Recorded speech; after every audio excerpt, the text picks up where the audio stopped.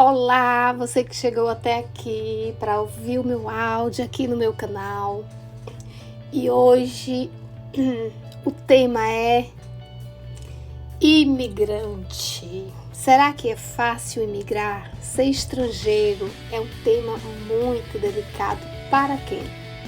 Será que sofremos quando tomamos essa decisão de deixar a família, deixar nosso país de origem, deixar os amigos, esquecer um pouco da nossa cultura no dia a dia? Então você pode deixar aí sua opinião nas mensagens. Então hoje iremos falar sobre esse tema tão interessante para quem estiver pensando em viver em outro país, que no caso aqui a gente vai voltar mais para Portugal. Brasileiros e brasileiras que queiram fazer essa mudança de país, ok? Será que qualquer pessoa pode tomar essa decisão? Como conviver com as diferenças culturais?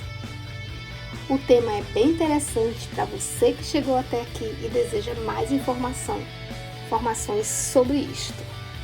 Mas antes de eu começar, clica aí no sininho, você pode se inscrever no meu canal, dá um ok na mãozinha dizendo que gostou do assunto de hoje. E vamos lá. Migrante, imigrante, estrangeiro, qual a palavra devo usar? Imigrante, estrangeiro, em Portugal. Esse é o tema de hoje. O que é imigrante? Qual a definição de imigrante? É aquele que imigra, ou seja, aquele que entra em outro país estrangeiro com o objetivo de residir ou trabalhar. Por exemplo, o Brasil tem recebido um grande número de imigrantes venezuelanos que buscam moradia e emprego. A expressão imigrante é imprópria para fazer referência a movimentos migratórios internos, tá? Dentro de um mesmo país, ou seja, aqueles realizados dentro das mesmas fronteiras políticas, ok? Então, aí tem essa definição. Então, segundo o ANSEF, dados oficiais de Portugal, tá, gente? Sim, as pesquisas são voltadas para os sites oficiais, vivências minhas e de pessoas próximas que eu posso contar aqui para vocês. Então, segundo o ANSEF, o número de brasileiros em Portugal nunca foi tão alto, tá? Também segundo a Baixada Portuguesa. Mas o que leva as pessoas a tomarem essa decisão tão séria em suas vidas? Será que a instabilidade econômica do país e o nível de desemprego? Será? Isso mesmo, essas são as principais causas do aumento de imigrantes brasileiros em Portugal. Tem outros fatores também, como a insegurança no Brasil leva muitos brasileiros migrarem para Portugal, né, e fazer essa mudança na vida, tá? Segundo o CEF, o que é o CEF? É Serviço de Estrangeiros e Fronteiras. É um órgão do governo de Portugal que controla a entrada e saída de estrangeiros no território português, tá? Então, segundo o CEF, o número de brasileiros morando em Portugal varia aí na idade entre 20 e 49 anos, tá? Inclusive, se você entrar lá no site do CEF, você vai ver lá estatísticas. Lá tem muitas informações com relação a números, enfim, de entrada de estrangeiros, não só brasileiros, de estrangeiros no geral, que entram em Portugal, ok? E esse número vem crescendo e vem aumentando. Nos 6 últimos anos consecutivos, esse número só cresce. Esses dados são de 2022, tá? Esses dados são dados do CEF, ok? Mas o que você precisa saber para entrar em território português? É o que o cidadão, o estrangeiro, necessita saber. O que ele precisa, né, assegurar. E lá no site do CEF diz o seguinte: ele deve ser portador de documento de viagem com validade superior pelo menos 3 meses, tá? Da entrada da sua estadia, no caso, é o passaporte. Possuir um visto válido e adequado à finalidade da estada, ok? Esse visto deve ser sempre solicitado numa missão diplomática ou posto consular de carreira portuguesa, ok? Dispor de meio de subsistência suficiente para o período da estada. E agora, nós estamos no mês de julho de 2022, no final do mês de junho, para o início desse mês de julho, houve uma mudança e uma facilidade dos brasileiros, né, que queiram residir em Portugal entrarem no território português com visto de trabalho, tá? No meu canal tem um vídeo falando sobre isso. Procure aí que você vai encontrar, ok? Para estadias de curta duração, estão isentos de vistos os nacionais dos seguintes países. Lá também no CEF tem falando aí, e ele se refere aos países da língua portuguesa, né, que falam a língua portuguesa, tá? Lá no CEF também você vai encontrar essas informações. Eu sempre falo no meu canal para que você leia esses sites oficiais de Portugal para você saber dados, informações pormenores importantes também, para que você não fique com nenhuma dúvida antes de tomar qualquer decisão com relação à sua migração, a sua imigração para Portugal, ok?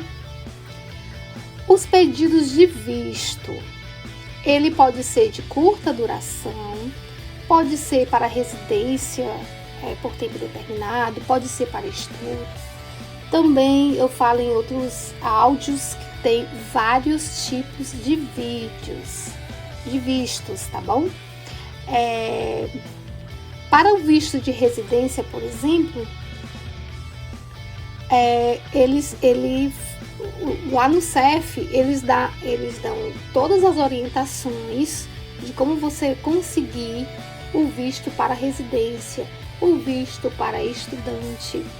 Inclusive também eu falo os pormenores em um outro áudio, tá bom? Você pode pegar mais informações aí ouvindo os meus áudios com relação ao visto de residência, ok?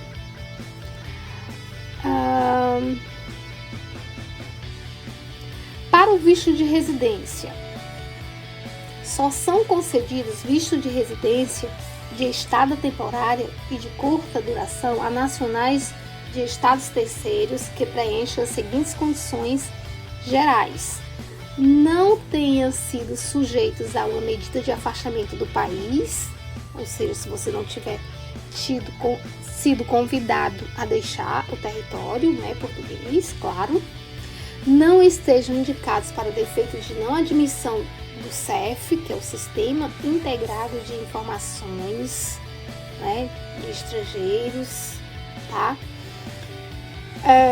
Disponham de meios de subsistência, tal como devidos por portaria dos membros do governo responsáveis e etc. Disponham de um documento de viagem válido, claro, e disponham também de um seguro de viagem, tá? E aí, isso é para o visto essas informações estão no CEF, no site do CEF. É para o visto temporário, ok? Falando aqui do visto de trabalho, que recentemente, como eu falei aqui no início do áudio, recentemente foi falado pelo governo português que irá sair um decreto que ainda não está valendo com relação ao visto de trabalho. Uma das coisas importantes que eu tenho que falar aqui é que esse visto que está sendo, entre aspas, facilitado, ele exige que você tenha mesmo que você chegue no território português para procurar trabalho, ele exige que você tenha a viagem de ida e de volta comprada, tá? Você tem que chegar em Portugal já com a viagem de volta comprada, que é um dos pré-requisitos, né?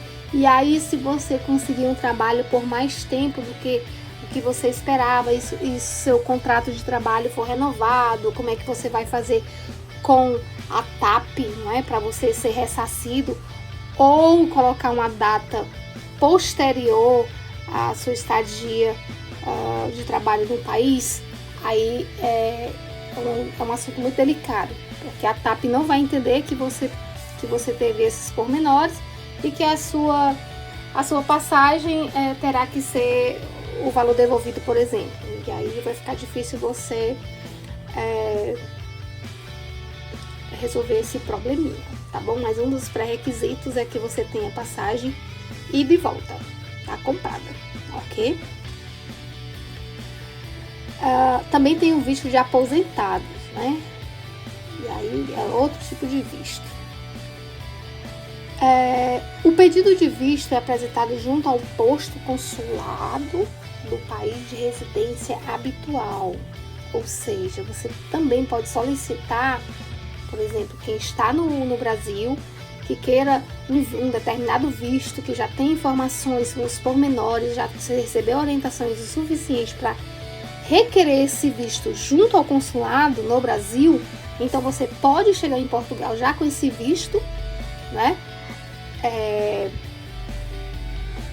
Solicitado no Brasil com alguma documentação, enfim. No caso do visto para reformado, que no Brasil chama-se para os aposentados. Esse visto é solicitado no país de origem, no caso, o Brasil, tá? Maiores informações no portal de comunicação portuguesa, /vistos, no site do CEF. Eu sempre falo aqui para vocês lerem, né? As informações do Serviço de Estrangeiros e Fronteiras, né? Para que você fique melhor informado, ok? Então, gente, era isso, nosso áudio de hoje. Eu espero que eu tenha ajudado de alguma forma, tá bom? Quer deixar sua opinião, a sua mensagem, fique à vontade. Se quiser acrescentar algo, né, documentado em algum site, algum documento do país, estamos abertos a receber essas informações também, ok? Então, até o próximo áudio.